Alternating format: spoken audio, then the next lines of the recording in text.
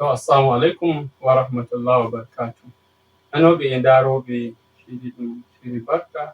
Shiri ɗum ɗum andude ɗum hononde fulɓe ɗum yaadu mawndu ɗum Muryat Fulani Peace Initiative Network Benchite Dolgal waddango en les ardugal kan Hajiya Sumayya Abubakar.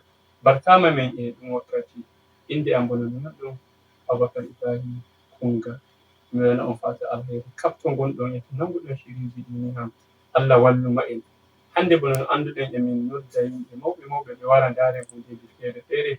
Hande mi wondi modibbo meɗen mo kullum, sannan kadi bo ardiɗo kabgoɗɗo nanowo shiri honande fulɓe modibbo muslim jaɓɓama e nasto. Assalamu alaikum. Aleykum salam wa rahmatullah. Kadi bo mi wondi kabba meɗen modibbo Usman mo magani dabbaji daga Mr. Ali modibbo jaɓɓama e nasto. Assalamu alaikum. To aleykum salam wa rahmatullah. Sannan emin gondi e moɗon daroɓe e nanoɓe onon ma min jaɓɓake on. Kono no anduɗon min bolbay hundeji ceɗɗa min hokka on ɗetal onon ma natton onon ma hokkon shawariji moɗon. To hande modibɓe en gondi hundeji ɗiɗi zuwa tati ɗiɗi ndaren. To hunde nde fuɗɗan nde woni sati ƴaɓɓiɗum mi heɓi goɗɗo koɗo ɗo ni kan Comrade Ewal Umar mo wari ɓawo min bolwi hundeji ɗuɗɗi, sannan mo waddi haalanma ƙungiyawol mo ardi ngol bi'etengol Fuyoda ko bo Fulɓe Youth Development Association Plateau State. So mo bolwi hundeji mawɗi. So ko mi yiɗi ndaren joni musamman an Modibbo Usman Jinni ballira en. To enen fulɓe bono musamman yimɓe meɗen gonɓe nder ladde ɓe ɗuuɗa nattugo ƙungiyoyiji. Kadi bo banye ɓe gondi daliliji maɓɓe ɓe shiya natton ƙungiyoyiji ko ƙungiyoyiji fulɓe ko goɗɗi dei ƙungiyoyiji ɗi gomnati ko ƙungiyoyiji ɗi ɗum mbita na ɗi gomnati ko ɗi leyɗe yaasi. Ƙungiyoyiji dei e ɗon ɗuɗɗi. To mi anda ko shiya andugo mahimmanci nattol ƙungiya ngol waɗi non, ko bo a'a goɗɗi ƙungiyoyiji ɗin woɓɓe maɓɓe nattinoɗi ko ɓe nattinoɗi ɓe nani hiite nder ƙungiyoyiji ɗin je ko ngono ƙungiyawol ɓe farba. Amma Modibbo ko mi yiɗi ɗan haskanoɗa en ɗo ni fuɗɗam to ko woni mahimmanci nattol ƙungiya musamman to yimɓe meɗen gonduɓe nder ladde. Assalamu alaikum wa rahmatullahi ta'ala wa barakatuhu. Fuɗɗam emi waɗana wato ndu suudu rediyo wato do'a kan tikkuɗo ndu Allah hokkamo jam ɗawta juutantumo balɗe. Tokkitiɓe huwoɓe to suudu rediyo ndu albarka. Allah ɗawtanaɓe wato albarka. Amma tigguɗo ɗum hononde nde e nde waɗata kanko woni Hajiya Sumayya ɓiɗa ko kanko ma Allah ɗawtanamo barjari ɗawtamo aljanna. Amma Ibrahim a somata kullum to ɗum shiri amma Allah walluma to ɗo. Minon ma garoɓe de ko min ɗan wiya goɗɗum seɗɗan non ɗum fu dai ɗum wallitaki yimɓe bandiraɓe fulɓe Allah hokka en laada gaba bo. Bono non no mbiɗa kungiya kanjum kungiya ɗi woodi wato amfani sosai na seɗɗa. Joni misali neɗɗo to en ndaara giya wato hay tawa woɓɓe gaɗi yongol kungiyawol ko ninni ko kawta. To ɓe kawti sai tawa ɓe kawti ko da goɗɗum ɓe kawta to wongel carel fa sai tawa fa ɓe ummini goɗɗum ɗum a sekayi. To ashe ɗum ɗon kungiya waɗi amfani ko? To saboda majjum kanjum kungiya e ɗum woodi amfani emi nodda en enen fulɓe corniɓe nder ladde ɗon to gi'ata kungiya kanjum woodi amfani en guttowa natten ɗum amfanato en na seɗɗa. To en gi'ata yawa ko kungiya ɗuɗi ɗum cuuto kungiya jutatako hayni kan ardiɗo ɗum cuutoma. An kungiya kanjum ai iɗum woodi amfani to ko ɗume to rayuwa. To saboda e majjum ngam Allah mi nodda en burta natten kungiyaji ɗi e tabbitinen ɗin ɗon kungiyaji ɗi gala goɗɗum fitina goɗɗum masala goɗɗum ɗuma en nattuɗum ngam ɗume ngam ɗum wallitoto en. Ngam to en ndaari woodi ay kungiyaji ɗiɗin ɗi ardiɓe en enen fulɓe ko to ayi ɗi ballito en joni misali ton to goɗɗum heɓima maza gi'a doggani ƙungiyol moɗon ngol fulɓe ngam ɗume ngam o wallitoma ko to ton to o nattano ngoɗon ƙungiyol no jahirta o wallitoroma wala non no watta o wallitoma ko to ta yawan iri ƙungiyaji ɗin ɗon ɗi wota na hunde seɗɗa mi nodda bandiraɓe am fulɓe en natto iri ɗon ƙungiyaji amma ƙungiyaji seniɗi ɗi tabbitinɗen e ƙungiyaji ballitoton. Na'am, Allah binda baraji. Kadi bo ko mi yiɗi mi ɗauta dow ɗo seɗɗan woni to ɗum mbi ira ƙungiyawol ngol fulɓe na wai ngam a pullo shikenan a warti membajo ƙungiyawol ngol ɗum ba.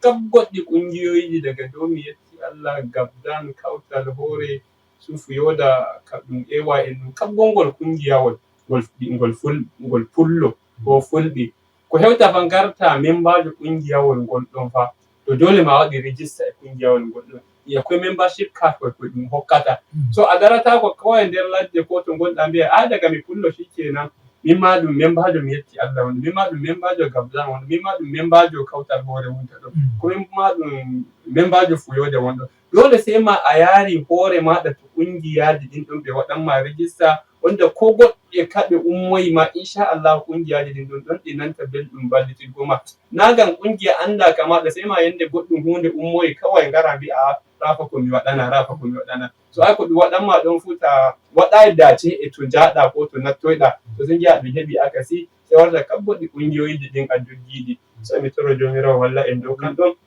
ɗum ɗin modibo muslim an wazu maɗa duniya e famugo sosai bo ngu woɗɗake Allah yamɗini e hikka Allah walli en ɓawo bone ɗum yari dow halanma nyamdu sai wari hikka gesa wala gesa gi'ata ka boɗa ko da ɗum bo'inayi gesa kan ɗo to a yahi ka ɓuri ƙila ka ɗum waɗi rawani yimbo ko jomirawo balliti en sosai to yimɓe meɗen andi ɗan adam no ba'i kullum da wuya nana ɗan adam ko heɓi bi'a kai hande ka alhamdulillahi kadi bo jomirawo holli en ta yetti fa sai mo ɗautane to yimɓe meɗen haro irin alheriji ɗin heɓi hikka amma har joni sai nana goɗɗo bi'a kai hikka kam kayya hikka kaza Allah ya ɗina koyi noddata yimɓe meɗen musamman dow yettol jomirawo e kab irin yanayi to ɗa hore maɗa to dirgo goɗɗum ko keɗɗa rayuwa.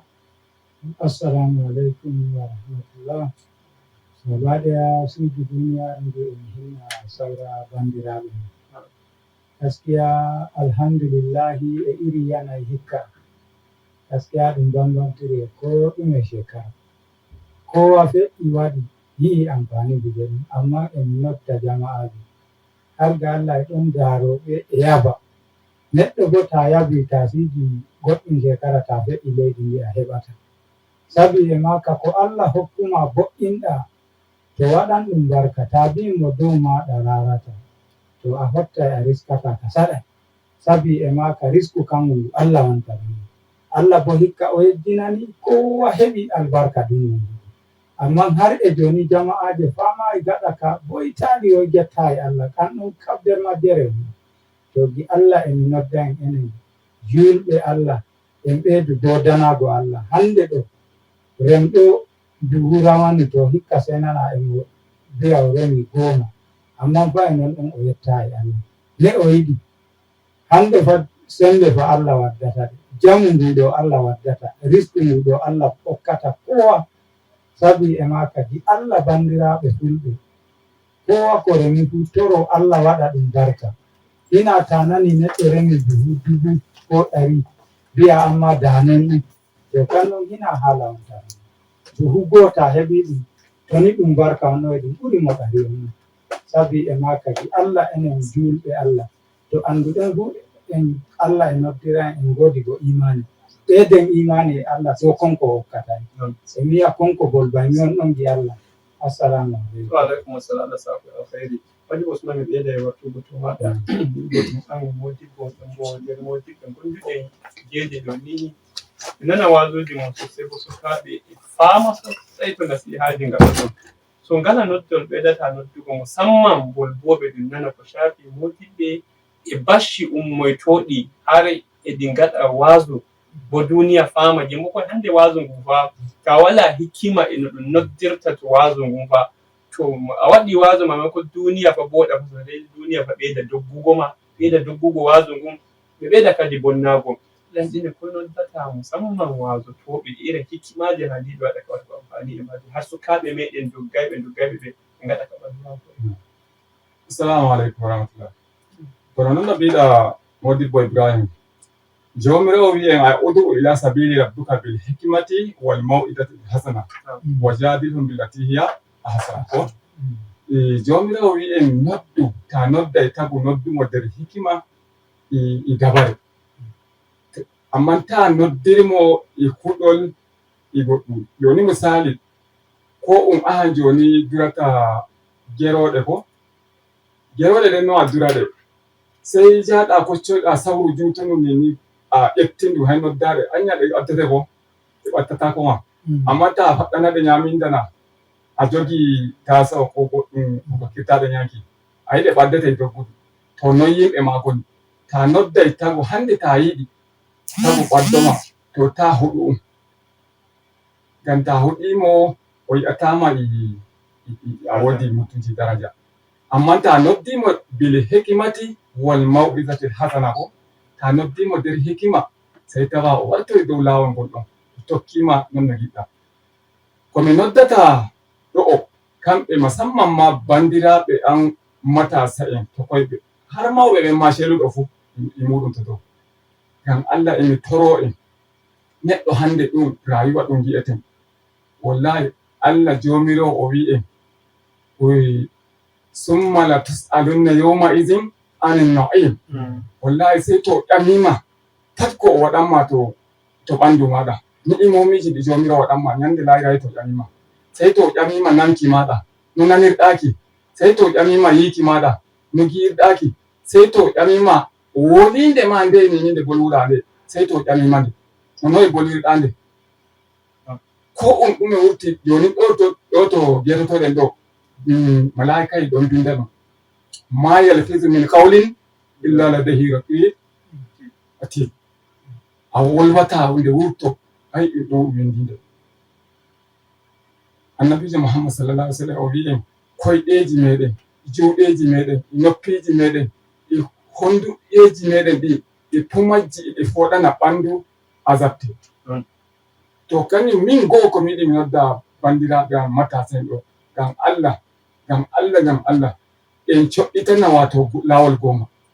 pat celuɗo wartowa dow lawol gonga ɗum yaada. ngam hunde neɗɗo hande wala goɗɗum to sana'aji gaɗɗi ɗon kewi. ta ñamno maddujo maɗa haramu, ta ñamno ɓiɗɗo maɗa, ta ñamno inirajo maɗa, ɗum ɗon fu ta ñamnuɓe ɗum ɗon, ta ñamnuɓe haramu, muñitora ɗum ɗon halal. annabijo Muhammad sallallahu alaihi wasallam o wi en qalilan nafi'an hayrun min kasirin la yanfa'u. jeɗɗanayel wongel ngel amfanotoɗa ɗum ɓuranima ɗonga ga ajiyayi. ko to a yi mi nodda ɓe ga Allah ɓe gartowa dow lawol. pat neɗɗo celuɗo ko mawɗo ko tokoto to o seli dow lawol ga Allah sana'aji ɗon ɗuɗi. hande neɗɗo ta ñami laada keɓata, ta hoccoyi boɗɗum laada keɓata, ñamni iyalu maɗa laada keɓata. annabijo wi en woodi ɓe ñannata musamman ma iyalu maɗa. saboda haka wattu ɗum ɗum ɗuɗa daratoɗo. Allah binda baraji Allah waɗa ɗum nani bol waɗa amfani bol waɗa. so rana dow ɓe nattoyi ranani to mo fuɗɗam. Naam. wa alaikum salam wa rahmatullah. ja Allah yamdide. to ɓe nanma Modibbo. naam ɗum noon ka woni mawɗo.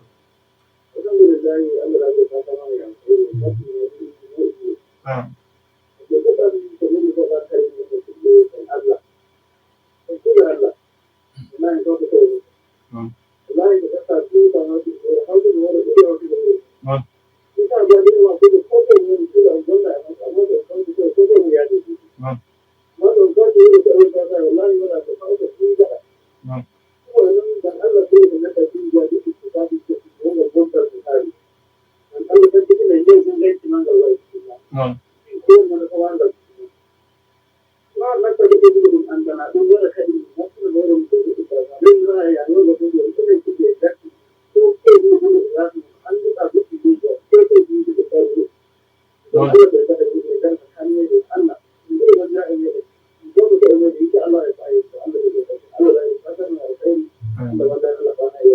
Amin amin min jetti Modibbo. Shawari boɗɗum mo hokki. Allah jaabo. Allah waɗa bo kadi ardiɓe ɓen ɓe nana belɗum. Naam. Wa alaikum salam. Jam Allah rene ɗum moy? Naam, moy bolbata? To Allah yamɗine Modibbo ɓe nanma.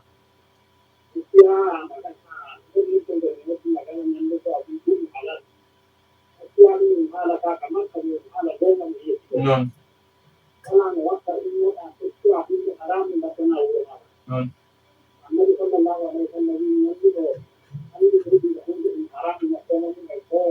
Non.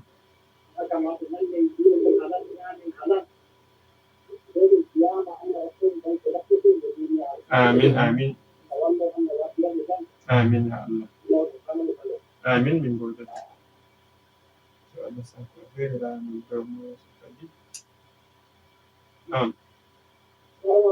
Wa alaikum salam. Wa alaikum salam. To Modibbo Yahuza ko ni shawari maɗa?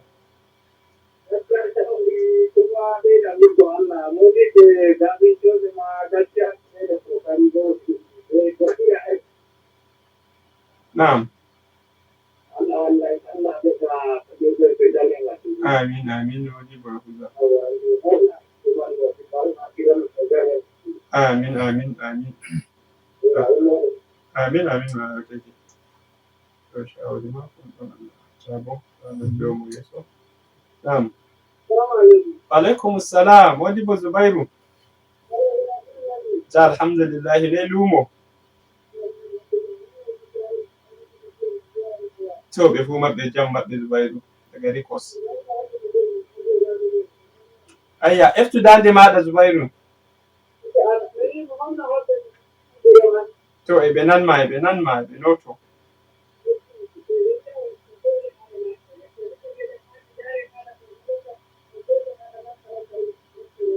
Non. To Modibbo Zubairu doni mon taƴi. Naam. Assalamu alaikum. Wa alaikum salam. Mawɗo ɗum moy?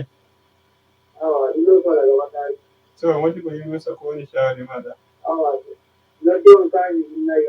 To min getti sosai. Amin amin. Aha. So. Naam. Assalamu alaikum. Wa alaikum salam. Jam Allah rene. Allah ittama ɗum moy? To Modibbo Alhassan min bayrima fa. Allah sarki to ko woni shawari maɗa?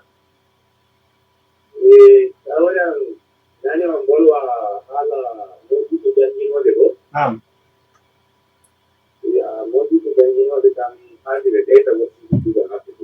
Non.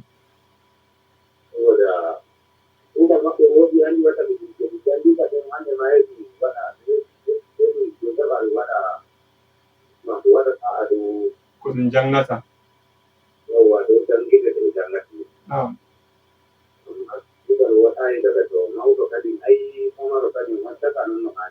Non. Amin. Amin Alhassan. Amin amin.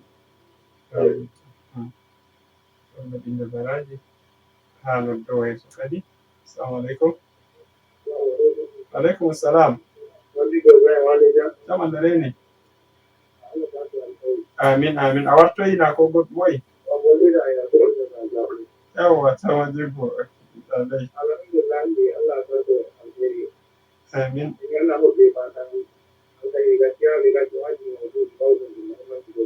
Naam.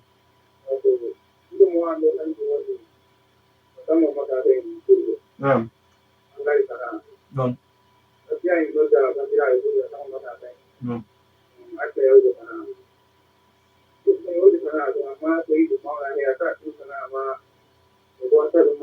Non. Non. non amin amin min gode ki yawwa mai haukin domin ya tafi alaikum salam wa rahmatullah jam maudo Allah ya tama ɗaure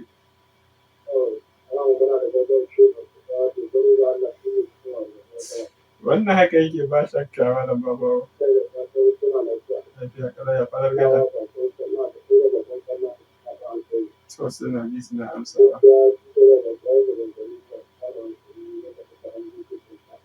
haka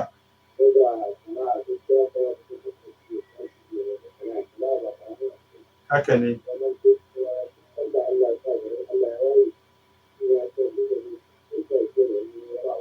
haka ne haka haka haka no haka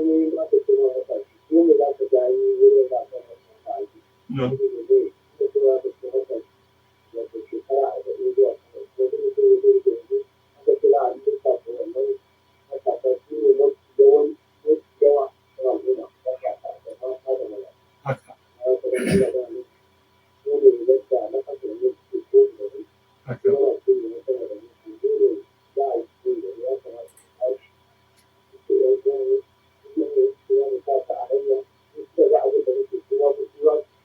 haka